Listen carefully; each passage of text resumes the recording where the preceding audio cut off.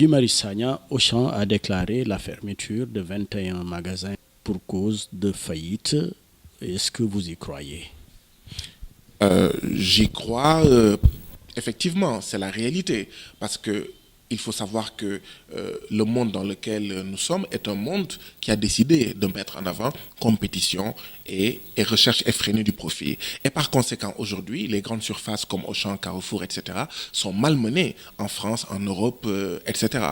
Parce qu'avec le développement notamment du e-commerce, du commerce électronique, les entreprises comme Amazon ont grappillé énormément des intérêts, des profits que faisaient les entreprises de grande distribution comme Auchan et Carrefour. Alors, cette perte de part de marché vécue par Auchan, Carrefour, Lidl et Walmart, il faut y trouver une solution. Que faire?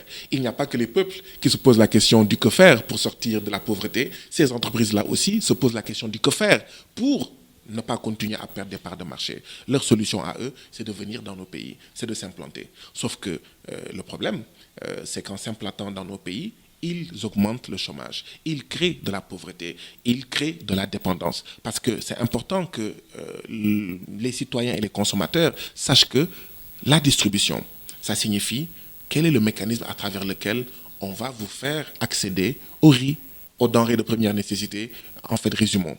Or, confier ce secteur-là à des étrangers, à des impérialistes, c'est un danger. Je vous rappelle qu'il y a eu le scandale du lait contaminé. Je vous rappelle qu'il y a eu le scandale de la viande de bovin, qui en réalité était de la viande de cheval. Je vous rappelle aussi qu'il y a dans beaucoup de marchandises, il y a en fait de la graisse de cochon. Je vous rappelle aussi qu'il y a eu en 2008 la crise alimentaire mondiale. Quand certains producteurs ont décidé de vendre moins, nos pays ont subi les contre-coups de cela de manière dramatique. Donc, ce n'est pas raisonnable de confier son secteur de la distribution à l'impérialisme. Et bien sûr, comme je disais tout à l'heure, ils viennent s'implanter, mais le problème, c'est qu'en s'implantant, un emploi créé par une grande surface, c'est 5 emplois détruits. Donc, quand Auchan dit qu'il a créé 1500 emplois, il faut s'attendre à ce que 7500 emplois soient détruits. Ce sont nos commerçants à nous qui vont payer en fait la note salée. Je disais tout à l'heure qu'en France, une commune sur deux n'a plus en fait de commerce de proximité. Que vont devenir nos commerçants? En 19 ans, Auchan, Carrefour, etc. ont détruit 100 000 commerces de proximité. Ce n'est pas raisonnable. Vous ne pouvez pas mettre, mais Carrefour, qui est le numéro 1 du commerce en France, vous le mettez en compétition avec les commerçants d'un des 25 pays les plus pauvres du monde. Vous ne pouvez pas, Auchan, qui est le 19e commerçant au niveau international, lui demander de concurrencer, d'accord, les commerçants d'un des 25 pays les plus pauvres du monde. C'est pourquoi nous disons qu'il faut urgemment réaliser une étude d'impact de leur implantation. Deuxièmement, il faut urgemment organiser les états généraux ou les assises nationales du commerce dans notre pays pour voir de 1960 à maintenant qu'est-ce qui a marché, qu'est-ce qui n'a pas marché, quelles en sont les causes et les responsabilités des différents acteurs que sont État, municipalités et commerçants. Et en sortir de ces états généraux ou assises nationales avec une feuille de route. Une feuille de route pour renforcer le commerce au Sénégal. Parce que nous estimons que ce que Auchan, mais Carrefour et d'autres font, nos commerçants peuvent le faire, mais en mieux, avec nos valeurs culturelles à nous. C'est ça, en fait, qu'il convient de réaliser. Et peut-être terminer en disant qu'il y a même un enjeu beaucoup plus important. Si nos enfants et nos petits-enfants naissent dans notre pays, en voyant que tout ce qu'il y a de bon, de bien, ou qui existe dans notre pays, appartient à des hommes à la couleur blanche, ce serait la catastrophe. Le club des investisseurs européens s'est réuni pour déclarer que 20% du PIB sénégalais a été contribué par les investisseurs européens. Ils emploient aussi 70 000 salariés sénégalais. Quand même, ce n'est pas quelque chose qu'on doit négliger.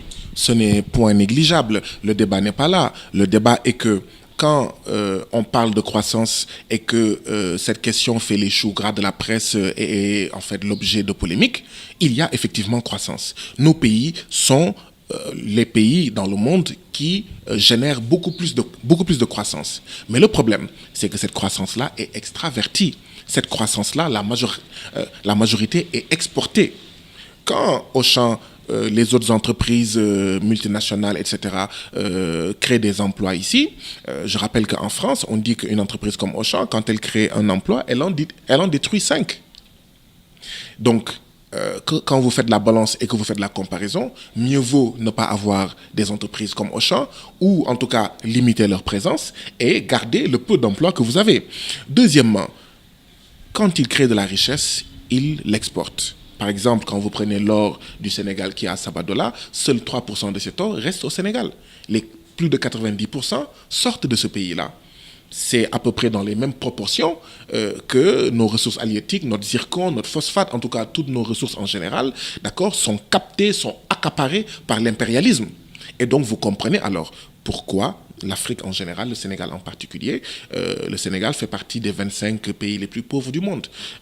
L'autre disait how Europe underdeveloped Africa, mais vous voyez à travers le mécanisme dont je viens de parler comment effectivement l'Europe, l'impérialisme, devrions-nous dire aujourd'hui, sous-développe l'Afrique en général et le Sénégal en particulier. Il y a de la croissance, il y a de la richesse en fait produite. Il y en a encore énormément dans notre sol et dans notre sous-sol. Mais le problème, c'est que nous sommes dans un monde où, pour paraphraser Victor Hugo, l'enfer, le paradis en fait des capitalistes est fait de l'enfer des peuples africains, du peuple sénégalais en particulier. Kocc Barma, ou peut-être la sagesse populaire Wolof aurait dit Rongañu Baadoola mooy sim cere buur. C'est voilà le contexte international dans lequel nous sommes. Des politiques où, pour que les entreprises du CAC 40, les multinationales européennes ou bien américaines fassent du profit, il faudrait opprimer en accaparant